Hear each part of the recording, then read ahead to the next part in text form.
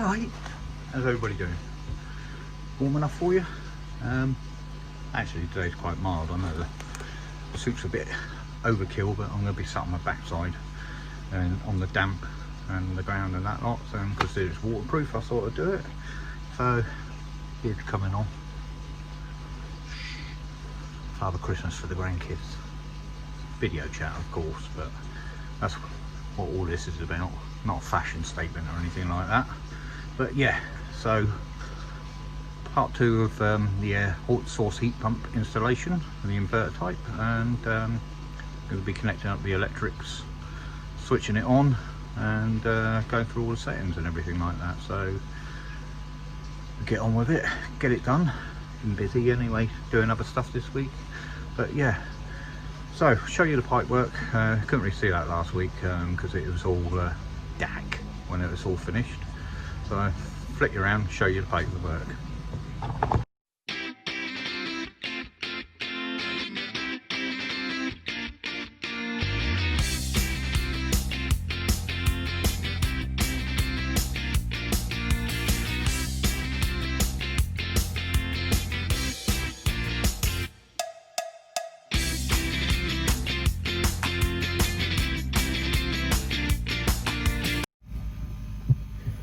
So as you can see, the inlet that's on the bottom there, I use a straight 90 for that, and then the outlet I've managed to fit a sweat 90 on.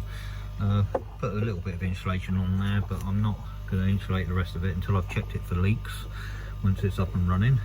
A couple of the drainage pipes I've got poked down. I just need to sort out the other 2 around the other side over here. Try and work out where I'm going to put them. Probably drill some holes down there and have them come out into the garden down there. The cover I said I wasn't going to use, I thought, well, seeing as it's not being used, I used it. Anyway, so plug. These can be hardwired, or the instructions say that a good quality standard plug, they can even be used on an extension lead. These air source heat pumps. So I've got my dedicated socket down in there, so which is on its own fuse spur. So I'll wire that up. Got my cable. I've got the recommended size, 2.5mm electrical cable. And I should run that in, run that underneath the deck, and then we'll connect the plug up and everything like that. Anyway, let's get it uncovered and we'll carry on. So there's the actual connections. There's 2 holes in there, which you'll see in a minute when I take this off. There's a little screw just down under here, which I shall remove.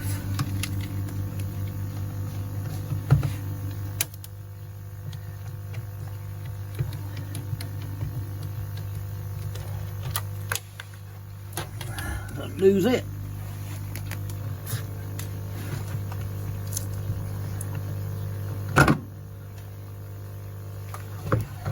There we go. So live, neutral, earth, so fairly basic, and a cable clip. And I do believe this system can, I think I've said, it can come with a Wi-Fi or a SIM card sender, so you can get notifications if anything goes wrong straight to your phone or your laptop or whatever. And also you can sort of like change the heat, change the operation and everything like that. You can do whatever you can do on a control box on an app on your phone through Wi-Fi or through a SIM card. An extra cost, around about £110 to do. But as I said last week, you know, the amount of money these units cost, you think that it already come with some kind of power cable pre-wired up to it. But okay, fair enough, something I've got to do myself, not a big problem. Anyway, here's my cable, and bring it up. So 2.5mm cord this size, that's what they recommend. So get that in, remember to feed it through the cover before I wire it up. and let's get that in and I'll get back to you. So as you can see, it's all wired in. They're just a normal sort of like unscrew, lift and pinch type connections, and the cord's in nice and tight there, stop it from pulling out. And I did remember to slide that on first, so just click that back into place, put the screw on, and it'll be drill a hole, feed a wire through, put the plug on, and then be time to fire it up. So that's it, plugged in to the mains, power is switched on although water's not flowing. Left enough cable there, if you can see, so it forms a drip loop, which is an important fact, that if you're doing any wiring outdoors and you're not coming up to the socket, directly up to the socket, then always you've got to sort of come down and then go up to it. Always leave enough cable so you've got a nice little loop, so if you do get any water tracking, it tracks to the bottom of the loop and then drips off. And we have a touch screen, so we have power. Time is wrong and the temperature saying it's 11 degrees. Like I said, I've got no water going through, so I'm going to set up the time. I just need to refer to the manual again, just remember how to do that, and get back to you in a sec. So setting the time, just down here, clock symbol, hit the clock symbol, you've got clock and sort of like a timer mode. Just hit the clock. I did adjust it just before I started videoing it, just show you, but it comes up along the bottom there, sort of the timings. So 22nd November 2020, 15:18 Sunday. So in there you just do it all numerical value, so go 2 of the 11th, 20 is already there, 2020, and the time 15, go to 19, yeah, seconds and that lot. Press and hold the enter, and there's the time set. Although it didn't change then, but that's how I did it last time. Anyway, so we're there. So back to the settings menu. When these actually get delivered, when they come to you, the parameters that are preset on board the computer are for their primary use, which is swimming pools. So the lowest heating value that you can go to is 15 degrees. Now that's alright if you want to heat to that temperature, but for some people who only want to go up to sort of like about 12, 13, 14 or 10 even, you know, it's a pain. Now you can reset the parameters, and if you speak to your supplier when you buy one of these, he should be able to provide you with the codes that you need to change. I've got them. I'm going to change them, but I wasn't too sure on whether I'd be able to video it and sort of like show the whole wide world or not. So I'm not going to sort of like show you how to do that.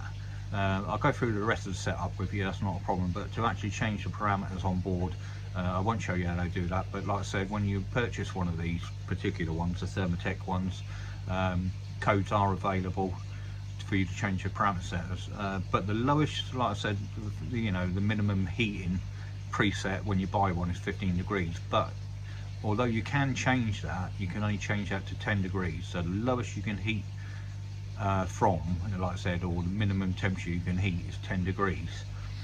Anything lower than that, well, it's pointless anyway, having one anyway. And the other thing that you can change is the temperature difference between the machine starting and dropping. I can't remember what the word is for it, but say this heats, it gets up to whatever temperature you set it at 18 degrees. this is set to a 1 degree difference. So once it drops a degree, that's when it kicks. So when it gets to 17, that's when it'll fire up again. Now, as koi keepers, 1 degree, although it's acceptable, it's not ideal. Most people like to have a point about 0.3 to 0.5 a degree. So you heat to 18. Once it drops down to 17.7 or 17.5, whichever you set it to, then the air source heat pump will kick in again.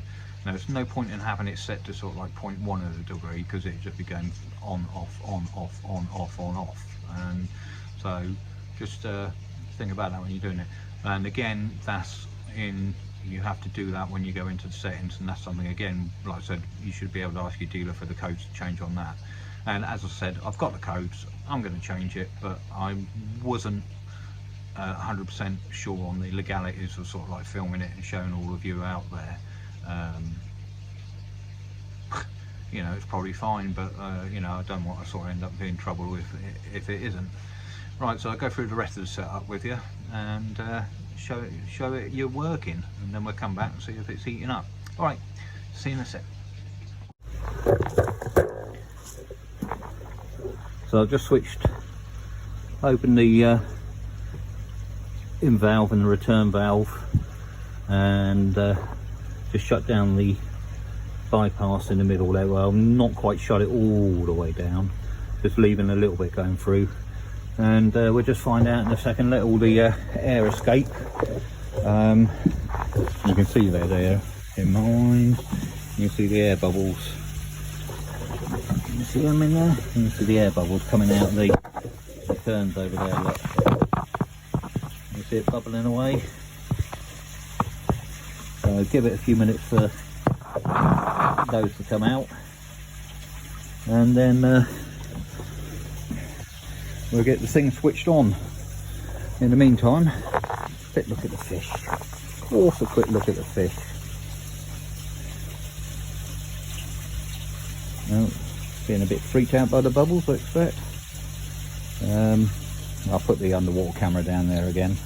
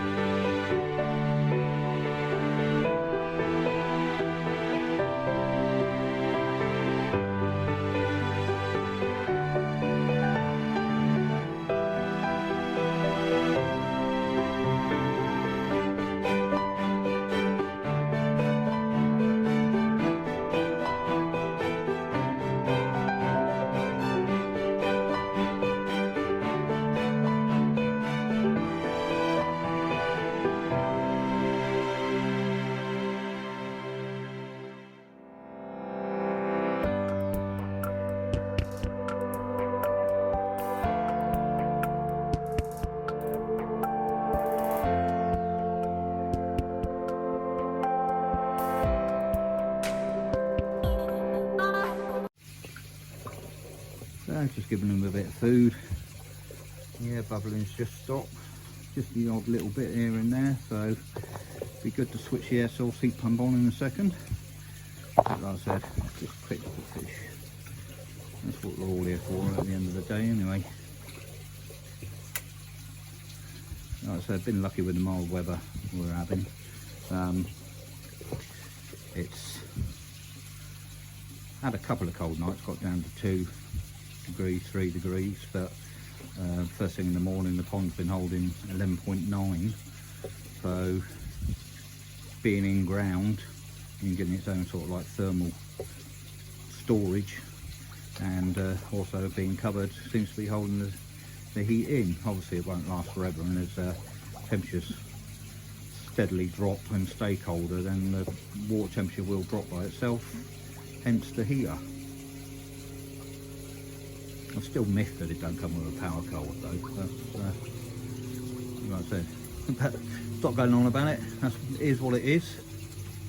The Wi-Fi, I'm still toying with the idea of that. I like the idea of being able to control it while I'm working away, and then seeing if there's any problems while I'm away. But yeah, everything's looking good. So let's go over. Can you hear it?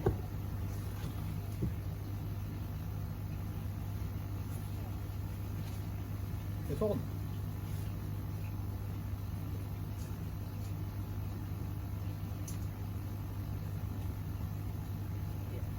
Yeah, only just. That's the fan. That's the only thing you can hear is the fan. I've got to change the parameters. So just to quickly go through the display. So touchscreen to play, brings it to life. Power on, power off. Screen lock, as I mentioned that earlier. Settings, as me and you call it, I believe it's called parameters in their books. We call them settings, well I do anyway. Clock settings, like I said, went through this earlier. So clock and timers, you can have this set to a timer if you want to. Hit the parameters. 22. So unit state, you go in there and go through, it says there compressor on, circulating pump on, 4-wheel valves off, high fan on, low fan off, whatever that is, expansion value 114 Newton meters, output 60 Hertz, compressor current 1.9 amps, input temperature 11 degrees. Oh, input temperature 11 degrees? That's not what they said earlier. Blah blah blah, flow switch, close, yeah, so on and so on. Go on forever. All sorts.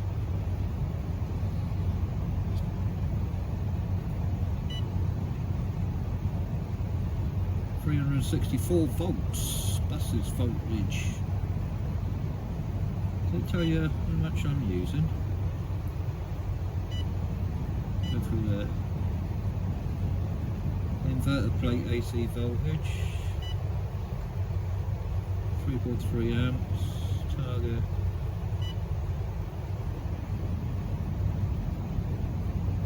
Inlet water temperature 12.5, outlet water temperature 13. So it's gone up half a degree since I switched it on. But anyway, yeah, so go that, and then parameters, which I showed you earlier. Tons of things you can change on there, but you need to have the engineer's code to go into to change anything. These ones you can set yourself, but the actual preset parameters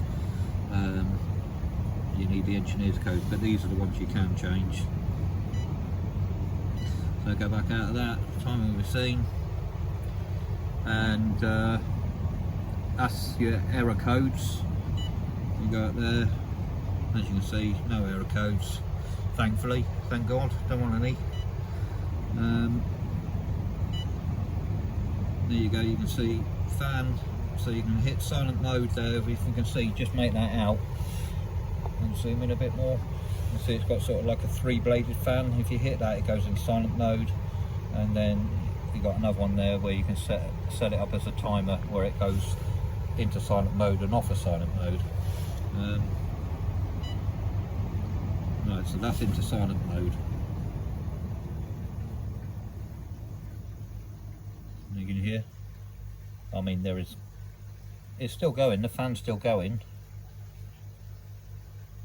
so it puts it into a lot lower output, but there is no noise whatsoever. There's nothing.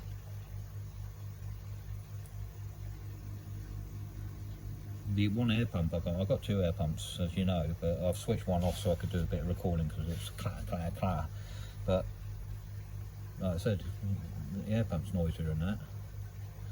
But the problem is, like I said, it's ideal once you get your temperature up to where you want it to be, because then it can sort of run into silent mode and sort of keep it where you want to be. But if you're trying to bring it up, just hit that, go back into normal, here it come back in. Right, so there you are, multi-bladed fan instead of three-bladed. And then you hear the fans kicking back in on full chatter. And then again, as we saw when we were setting this up, that's your temperature state. So we're in heating mode because it's lit up. Yeah, again, as I said earlier, automatic, and then that's your cooling, and that's our target temperature. So we've got our half degree in, what, about just over 10-15 minutes and that lot, so we'll be at 13 degrees in no time whatsoever. Run them at 13 degrees for a day, then I'll knock it up to 14. Just bring them up a degree a day, don't want to shock them too much. I mean, you can do 2 degrees safely for warming up, but I'll do it gradually, bring them up out of it. But yeah, that is the basic settings and running of this. We'll come back and see it when it's all set up. So nice little flap, just close that up. Not what I call watertight. Possibly, might be. But yeah.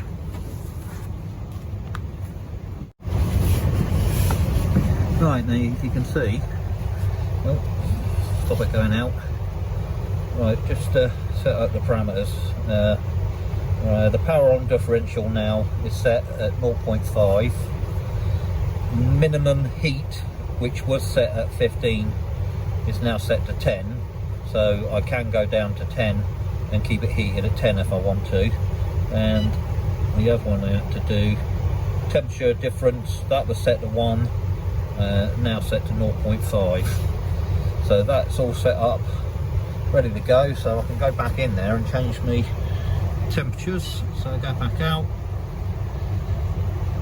go to that, go to that, and I can take that to 13.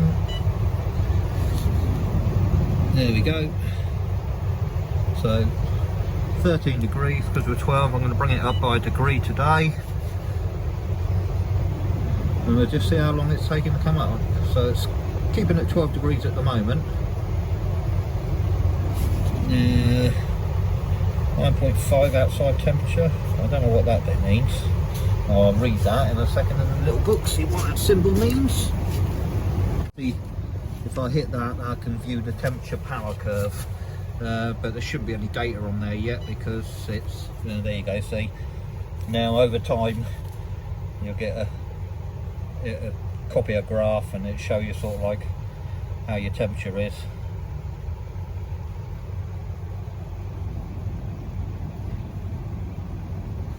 And you can just see there, I don't know if you can make that out, tells you there inlet water temperature is for 12 degrees, outlet temperature is going at 13.5 degrees. Pretty impressive actually. So go back. So all up and running. So far so good. No sign of any leaks, which is a good thing. Always seem to have leaky pipe work. I'm just one of those people who seem to have leaky pipe work. I'm talking about the pond, yeah. So yeah, so it all seems to be running up and well. Interesting to see what sort of electric you use. I need to check up on it, but you can actually tell somewhere on the settings there. You can actually go through on the graph, and that actually gives you a power graph of how much power you consumed, apparently. I haven't found out how to do that yet. Look at this. All hooked up. Look like something out of the flaming Arctic, don't I? If you're a fisherman, get yourself one of these. Yeah. Military tank suit, Arctic tank suit. These are. Zips all the way down the legs and that. And what you pay for your fishing suits, your big waterproof. These are waterproof. I think when I looked at one, I said like about 180 quid. Picked these up from a surplus store. 40 quid. Get yourself one if you're a fisherman, especially this time of year. Brilliant. But yeah, anyway, back to the heat pump. So I'm going to go away, gonna have a cup of tea and come back out, have a little check, make sure everything is running all right still, see if it's reached temperature and see if it's switched off. All right guys, speak to you in a minute. Bye.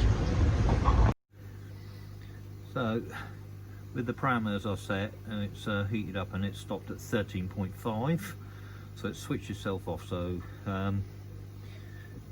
it heats half a degree above what you set it to. Whether that's right or not, I don't know. Somebody will have to tell me. Who knows?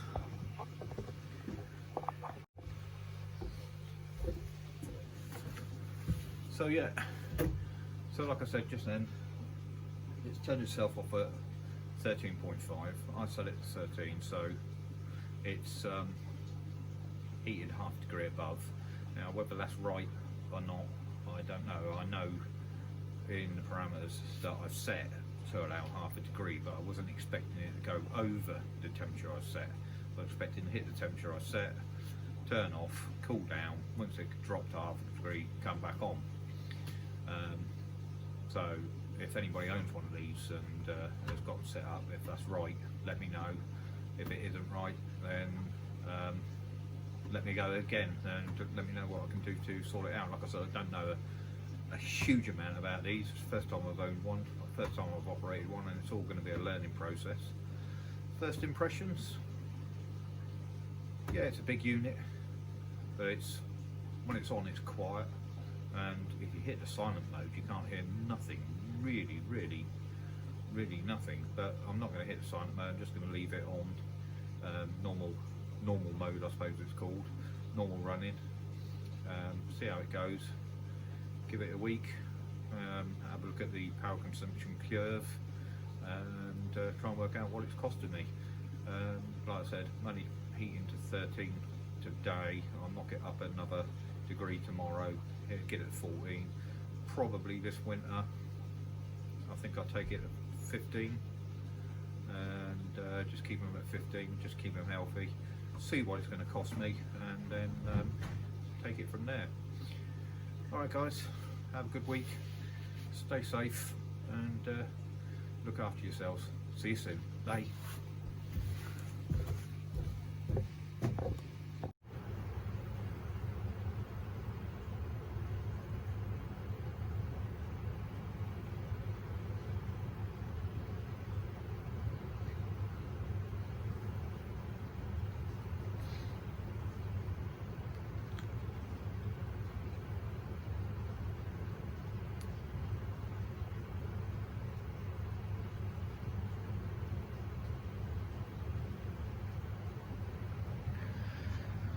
So I did record this yesterday,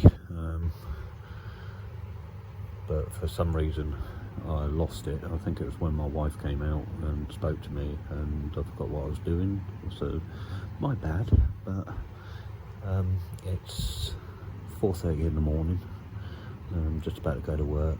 I thought I'd just come out and show you. I've just turned it up another degree to activate it, and just so you guys can just hear the noise. So we're stood directly in front of it, the fan's going, and like I said, all you can hear is the fan blowing. It's very quiet, and this is not even on silent mode, this is just normal operating mode.